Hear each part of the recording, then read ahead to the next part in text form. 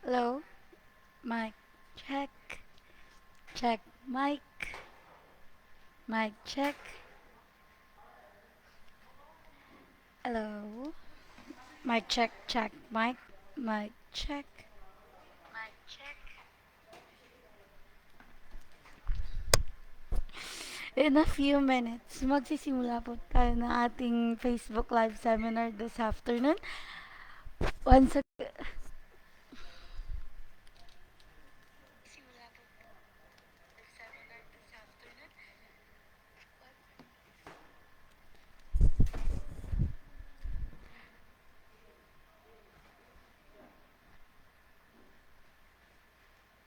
antay lang po tayo ng konting viewers. Then, maya-maya po is magsisimula din po tayo. So, hi sa mga viewers. Once again, good afternoon everyone. My name is Paulina Tana.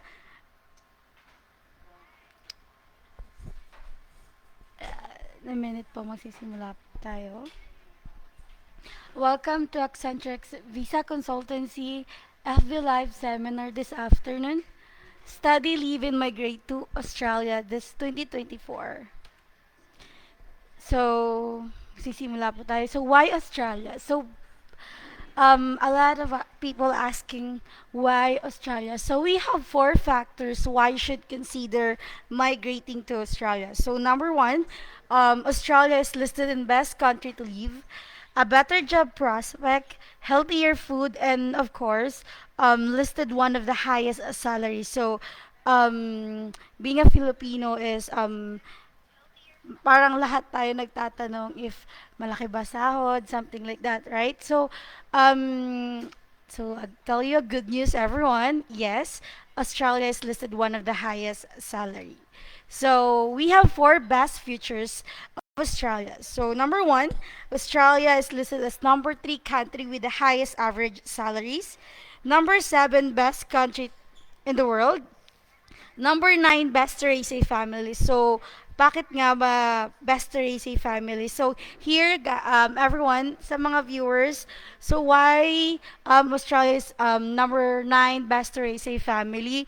Because ang ganda po magbumukod ng family sa Australia because hindi po tayo like totally mostly here in the Philippines pag nag-aaral po tayo private, right? Kailangan natin magbayad ng tuition per sem or per year, per month, like exam. But in Australia, libre, libre lahat ng pag-aaral and monthly may tinatanggap pang budget yung mga kids natin if ever Australia is your chosen country para bumukod ng family. And of course, number 27 safest country in the world. So, nababalong pa din yung Australia sa safest country in the world. So, hi po sa ating viewers. If you have any question after the seminar, you can drop down your questions. Or if you want to start your application, just drop down your full name, number, and after this seminar, our team gonna call you back.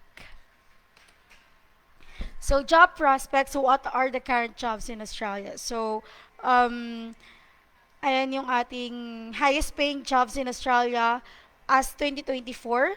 So, I'm so lazy to apply. Pag tinatamad tayo mag-apply, here in the Philippines, wala tayong magagawa pag tinatamad tayo mag-apply, right? But, in Australia, we are offering a www.linkedin.com. So, ano po ba ito? Pwede po kayo mag-apply sa www.linkedin.com habang nandito pa kayo sa Pilipinas, habang ongoing pa yung inyong processing as a student visa, pwede po kayo mag-apply, andito pa lang, or mag-search na trabaho. So, kung may pag-a-applyan, of course, kailangan may trabaho. So, here, for application, you can apply for www.linkedin.com.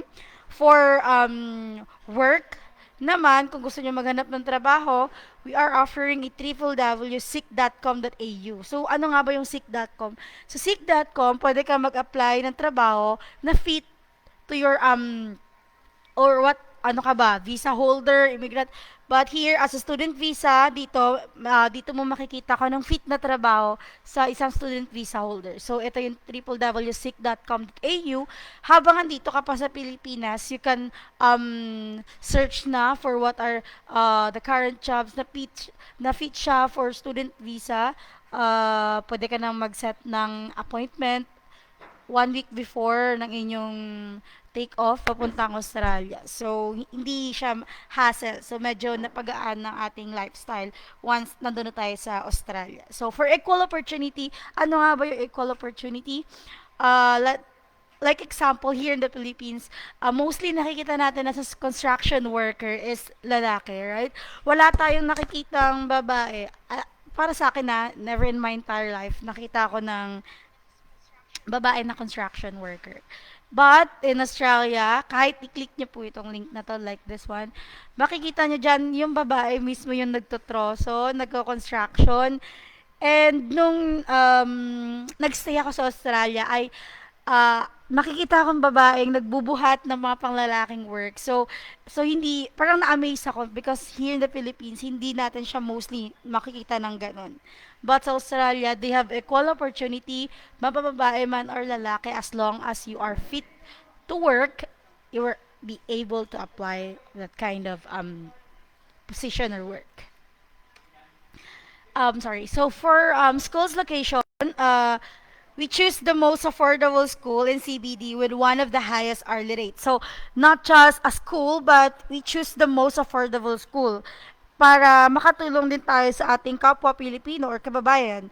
So, hindi lang school or basta-basta school ang pinipili namin. But, affordable na, may one of the highest hourly rate pa. So, we have four major cities na may mga affiliated school kami. So, we have Sydney, Perth, Melbourne, and Parramatta. So, yung nire-recommend ko is Parramatta. You know why? Because I've been there. I've been there, guys. Sobrang ganda ng Parramatta. And sa 2 months 2 months or 3 months mostly, nanirahan ako sa Parramatta. A lot of Filipino, mga kababayan natin mostly nasa Parramatta and Sydney. So, marami kami affiliated schools doon na affordable at matataas yung hourly rate nila. So, talagang malaking tulong sa ating kababayan when it comes to living expenses.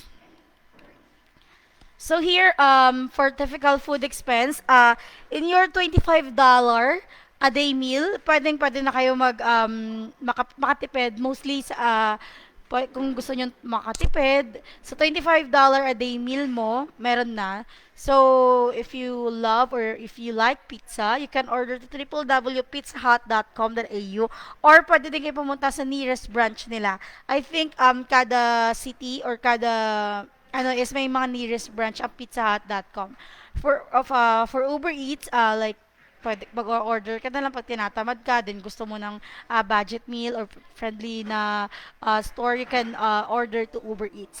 For Coles, I suggest Coles because sobrang mura ng Coles. Alam niyo na-amaze nga ako nung pumunta ako sa Coles sa Australia. First time ko pumasok sa Coles. You know what? Ang daming Pilipino na nag-aaral as a student visa holder Then minsan pag nagka-catch up, nag-chit-chat, nagsasabi sila dati student visa holder din sila hanggang naging resident, hanggang naging citizen ng Australia. So sa Coles, hindi siya typical grocery store dito sa Pilipinas. Sa Coles kasi kanya-kanyang bayad, kanya-kanyang punta ng meron silang cashier, but for cashier is for cash. Pero kasi mostly hindi sila cash pag nagbabayad, card sila. So you was hold up, something like that, di ba? So doon ikaw yung magtatap pag ano ka na cashier na stand, ikaw yung magtatap, ikaw yung magbabayad, ikaw maglalagay sa plastic or kasi yung plastic nila I think it's 5 cents something. So, ayun, medyo madali siya. And pag once you are first timer, talagang kailangan mo ng tulong. But, yeah, in the first time kong nag-purchase doon sa Coles na yan, nagulat ako may mga Asians food din sila. Like, pancit canton, May goring yung uso doon sa Australia, not pancit canton.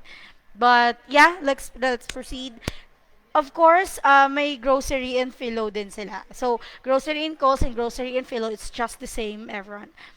Grocery din sila and a lot of Asians there.